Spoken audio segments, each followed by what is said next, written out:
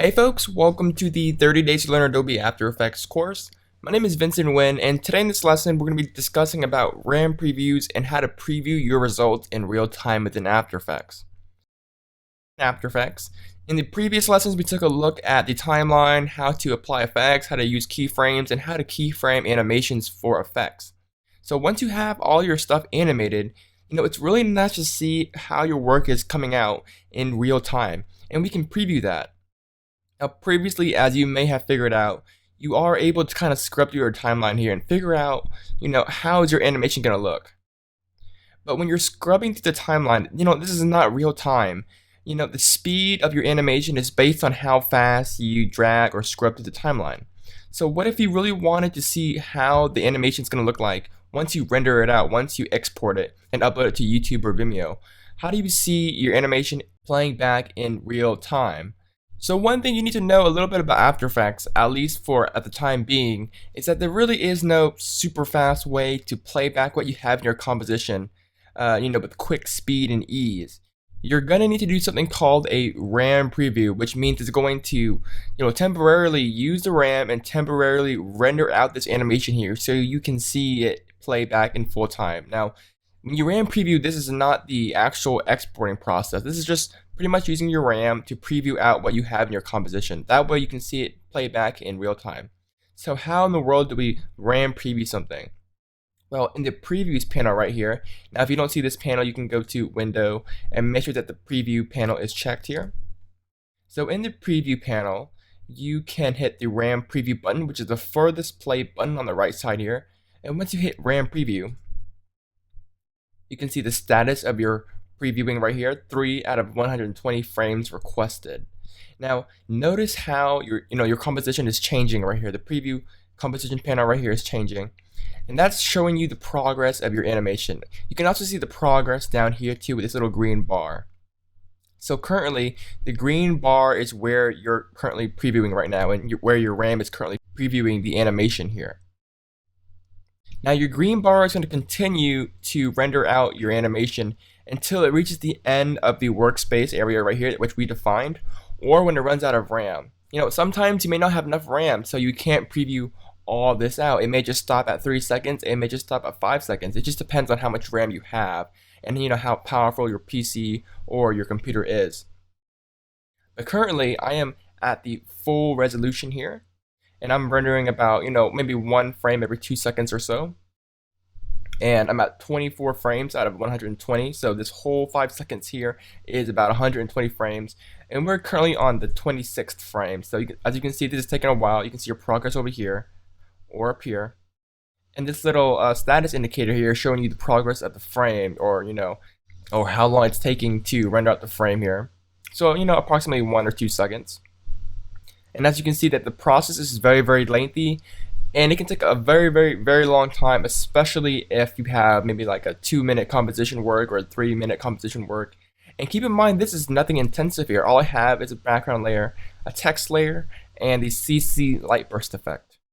Now, granted, this effect is kind of render heavy. So it's been about a minute now, maybe close to 2, and we've only rendered out about 2 seconds of animation here. So, if you want to stop the RAM preview, you can just click away. And as you can see here, it's going to play back what you RAM previewed in real time. This is how it's going to look like when you export it. This is what it's going to look like when you render it out. And this is the real-time playback of your animation here. And notice how it starts from 0, or where you start your workspace area, and it renders all the way to the end of the green bar. This green bar indicates how much you've RAM previewed. And it's just going to simultaneously loop around over and over again. And you can change that with this little button right here. So currently the previewing state is set to loop, which means it's going to play to the end of the RAM preview right here, and it's going to loop back and play it over and over again. There are different options that you can switch to. For an example, it's going to play here, and then it's going to continue on, or it's going to play and then stop. And there's just a lot of previewing options that you can choose from by toggling this little button right here. This button here enables sound. So currently this composition does not have any soundtrack or audio files in the composition. So when you RAM preview, you're not going to hear any audio, but you can check this button right here, and then it's going to enable the audio for your RAM preview so you can hear your soundtrack as well as see your animation sync up and such. So before I go, I want to quickly mention about the After Effects preferences. If you're on the PC, I believe it's in the Edit menu up here, but for the Mac, it's in the After Effects and then Preferences. I'm going to go straight to the Memory and Multiprocessing. And this little panel here, this little preference here, is going to affect your previewing time, whether it's exporting time or RAM preview times. And this is where After Effects is going to manage your memory or your RAM. So as you can see here, you can see that I currently have 16 gigabytes of RAM, and I'm leaving 3 gigabytes of RAM for other applications such as maybe Google Chrome or the screen recording application I'm using here. So you want to have a lot of RAM, which is going to help you drastically in your RAM previewing speeds and how much you can RAM preview, and it's just going to help your workflow overall. So you really want to have a lot of RAM. Now, how much RAM should you have installed when using After Effects? I would say the bare minimum, and I mean the very bare minimum, would be 8 gigabytes of RAM. Now I have 16, and that's still not quite a bit. I may upgrade to 32 or maybe even 64 in the future, but I currently have 16 in this build right here. But again, I recommend that you have over 8 gigabytes of RAM. 8 gigabytes of RAM is the bare minimum, and I also recommend having at least 2 gigabytes of RAM per core, and that includes hyper-threading cores, not just physical cores. So if you have 8 total cores, you definitely need at least 16 gigabytes of RAM. If you have 4 total cores, then you really need to have at least, at the bare minimum, 8 gigabytes of RAM for After Effects, just so that each core has a nice set of memory that you can use to utilize and render things out and preview things out within After Effects. You also have the ability to use multiprocessing if you have a lot of cores here and render multiple frames simultaneously.